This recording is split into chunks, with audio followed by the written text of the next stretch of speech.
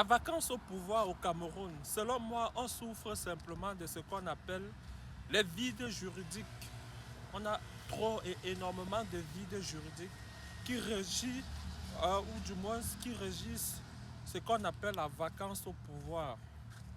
Parce que figurez-vous, on dit il y a vacance au pouvoir lorsqu'il y a décès, lorsqu'il y a empêchement définitif ou alors lorsqu'il y a démission. Et la personne qui est censée activer le processus de la vacance au pouvoir, c'est le président de l'Assemblée nationale qui doit écrire à son homologue, le président du Conseil constitutionnel. Mais la question qu'on se pose, c'est comment est-ce qu'il constate qu'il y a d'abord la vacance?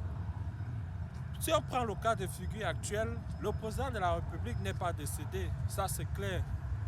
Le président de la République n'est pas empêché définitivement, si on peut le dire ainsi, parce que son cabinet a communiqué pour dire qu'il travaille. Le président de la République n'a pas démissionné. On n'a vu aucune note qui montre qu'il a démissionné. Alors, certes, il a mis très long à l'extérieur du pays, mais il n'y a aucun, comment je vais dire ça, il n'y a rien qui va vous faire comprendre que si le président met long hors du pays, ça veut dire qu'il y a vacances. Je ne sais pas si on se comprend. La Constitution fait limiter à citer 3 cas. Mais il fallait justement une loi qui devait continuer à mieux expliquer le contexte de ces 3 cas-là, à mieux détailler, pour ne pas qu'on se retrouve dans la situation aujourd'hui.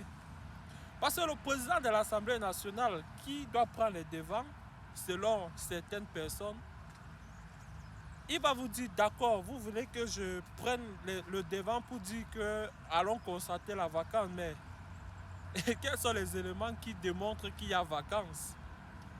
Rien. C'est vrai qu'on critique ce système, on critique justement, on veut que les choses changent. Et c'est donc ces choses-ci là qu'on se bat pour que ça change. Parce que dans les précédentes vidéos, je dis souvent, le prochain président du Cameroun, son défi ne sera pas forcément de venir nous donner les routes, de l'eau ou de l'électricité, parce que même avec toute la bonne volonté du monde, il ne pourra pas. Ça c'est clair, il ne pourra pas. Mais au moins, son défi pourra être de remettre encore les jalons, de reposer les bases d'une nation solide. Aussi simple que ça. Par exemple, le cas de la vacance. Il va falloir que beaucoup de ceux qui font les lois travaillent là-dessus pour qu'il y ait un élément déclencheur. Beaucoup de personnes ont parlé de 45 jours et tout ça.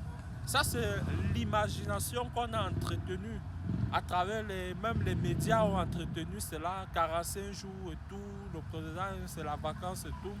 Ce qui n'est pas totalement exact, qui n'est même pas exact. Mais on a entretenu ça.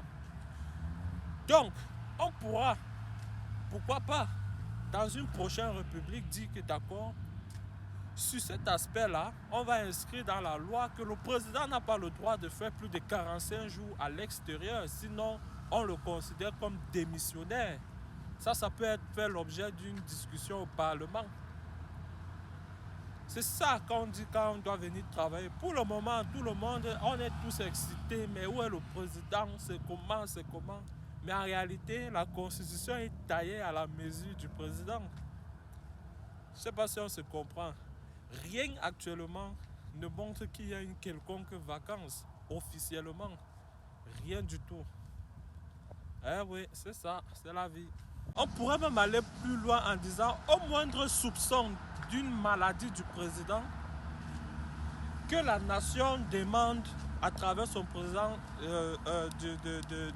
du Parlement, de l'Assemblée nationale, qu'un médecin commis par l'État du Cameroun puisse aller faire un diagnostic, comme ça se fait ailleurs. Par exemple, en Amérique, il y a des médecins qui vont aller faire des diagnostics pour dire si le président est en capacité de gouverner. Ça, ce sont des exemples qui peuvent accompagner cette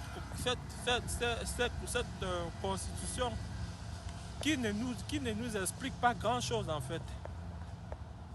En ce qui concerne la vacance en elle-même, il faudrait qu'on nous dise, est-ce que ça revient de la seule appréciation du président de l'Assemblée nationale qui peut décider que, bon, lui seul, que je vais prendre les devants pour aller dire que la vacance est comment? Ou alors est-ce que c'est le peuple, ou alors les députés, pardon, le peuple représenté par les députés qui peuvent peut-être faire des motions pour dire que bon, s'il y a peut-être 180 députés, si 100 députés écrivent au président national de l'Assemblée pour dire qu'on veut que vous déclenchez le processus de vacances, eh bien il le fait. Il y a tellement de choses qu'il faudrait qu'une loi accompagne cette constitution pour expliquer. Tel que c'est fait là, ça ne nous apprend pas grand-chose. Honnêtement, pas grand-chose. Et on reste dans le cadre démocratique, dans le cadre de la République. Je ne peux pas venir vous dire ici qu'il y a vacances, alors que dans les faits, en tout cas, comment je vais dire ça, dans la loi, rien ne dit qu'il y a vacances. C'est ça qui est la réalité. C'est ça qui est la réalité.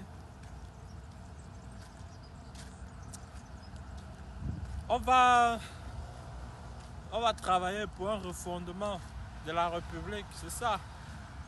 Allez, ciao, ciao les amis.